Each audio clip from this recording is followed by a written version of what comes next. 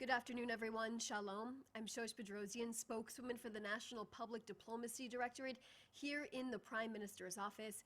I'll take a few questions after a couple of very brief points to share with you. Just make sure you put your name and your outlet while you ask the question in the chat of this Zoom. It is Wednesday, November 5th, and today marks day 761 since Hamas started a war, massacring our people and their communities, and kidnapping more than 250 people into Gaza.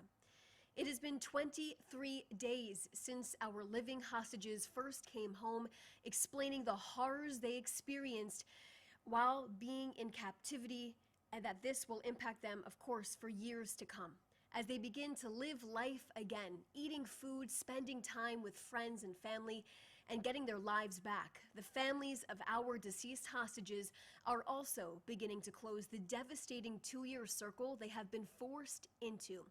We have 7 hostages still in Gaza right now, and we will not stop demanding for each and every one of them to be returned home for a dignified burial.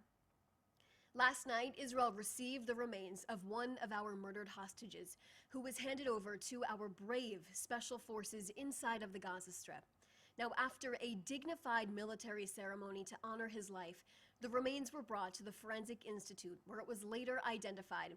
The deceased hostage was Armored Corps Staff Sergeant Itai Chen of blessed memory. Itai was an American-Israeli citizen and the middle son of 3 boys in his family.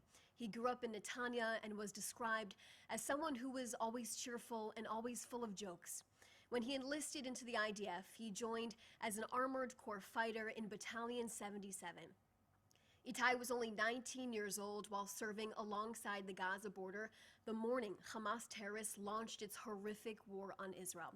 Itai went out to fight with his tank crew that morning, where they fought against dozens of terrorists who stormed the border near Kibbutz Nir Oz. Itai was murdered in battle and kidnapped alongside 2 other crew members that horrific day. Another crew member was also murdered but not taken captive. Released living hostage Matan Angrest is the only surviving soldier from the tank crew. After more than 2 years since October 7th, today marks the first day the entire tank crew from the 77th Battalion in the 7th Armored Brigade is now returned back to Israel, living and deceased.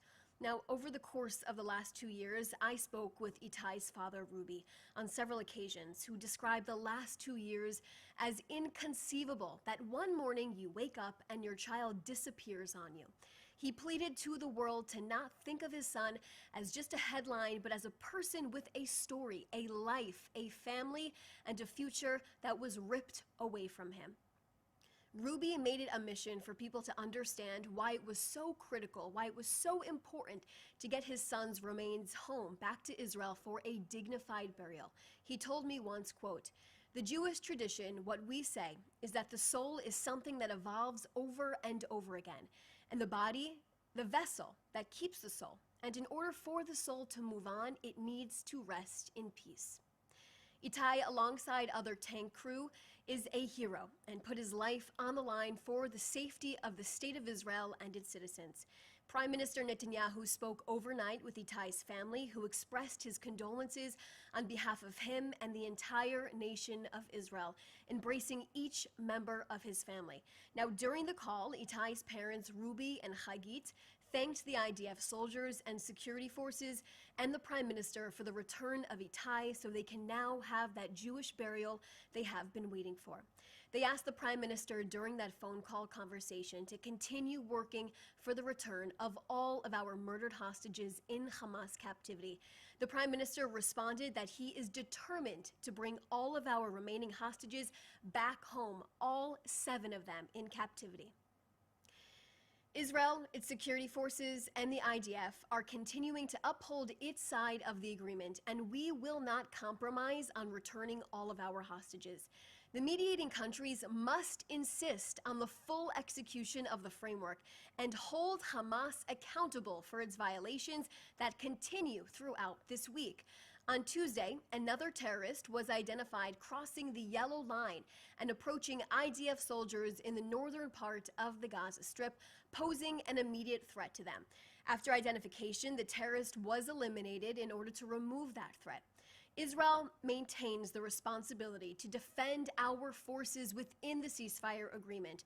And since the ceasefire came into effect, IDF soldiers identified a compound that has rockets, launchers, and launch positions that all belong to Hamas, the terror organization in northern Gaza.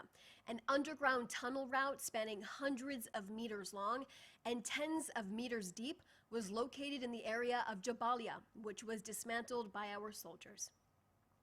Now, on the issue of aid, Israel continues to facilitate the entry of hundreds of trucks of aid entering the Gaza Strip on a daily basis as we continue to uphold our side of the ceasefire agreement.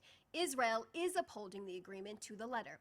Unfortunately, the United Nations are incorrectly stating that there is not enough aid going into Gaza.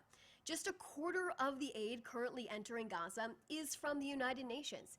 The UN is often unaware of other agencies, and despite the UN statements and rhetoric, they're ready to scale up and increase aid. This has not been matched by the reality on the ground. The UN has not scaled up its operation. Meanwhile, trucks continue to flow in and out of the Kerem Shalom crossing on a daily basis. For journalists who are hearing from the United Nations and other agencies that not enough aid is getting into Gaza, we ask that you question the rhetoric that, quote, Israel is stopping aid.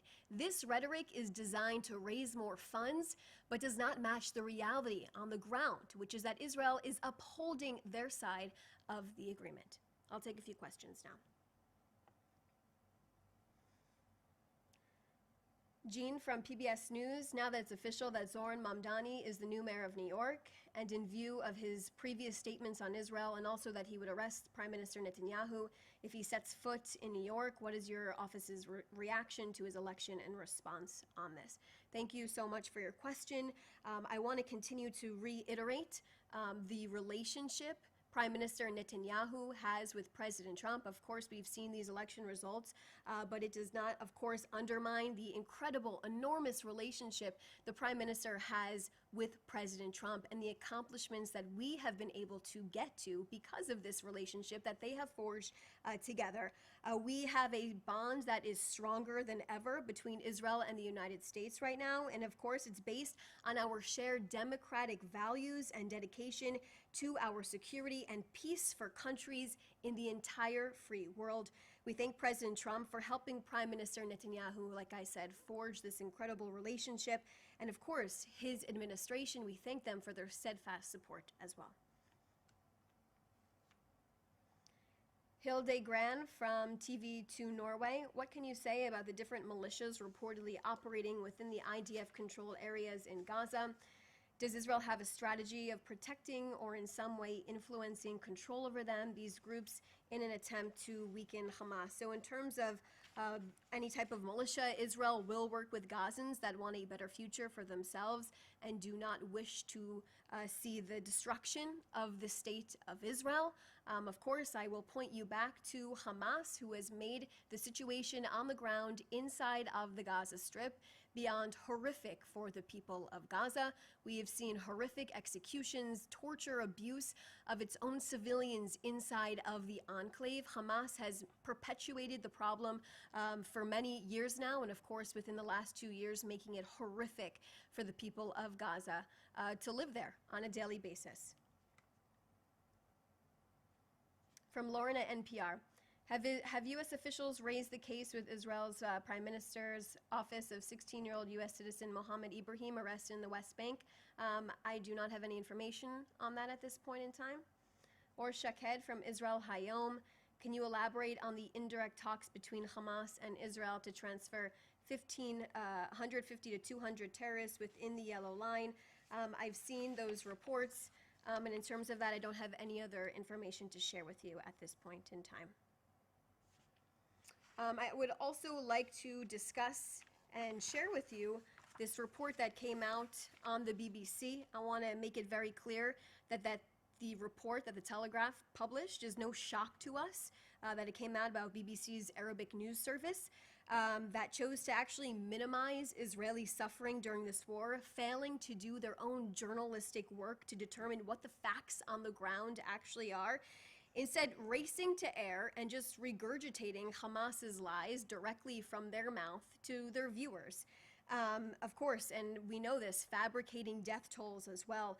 Let's also not forget that the BBC worked directly with Hamas for a documentary, disguising a 13-year-old boy to be like everyone else in Gaza who narrated the film. Meanwhile, his father was a Hamas deputy minister, and the BBC actually paid money to Hamas. Now, platforms like BBC Arabic are expected to abide by all journalistic ethics, of course, while approaching any other story and asking the right questions on all sides before rushing to any type of judgment and putting things on the air. Of course, their lies have been perpetuated around the world. Those are all the questions that I see right now.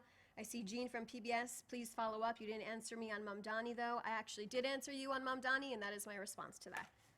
Thanks so much for your time. Appreciate it. And if anyone has any other questions, please feel free to reach out to us.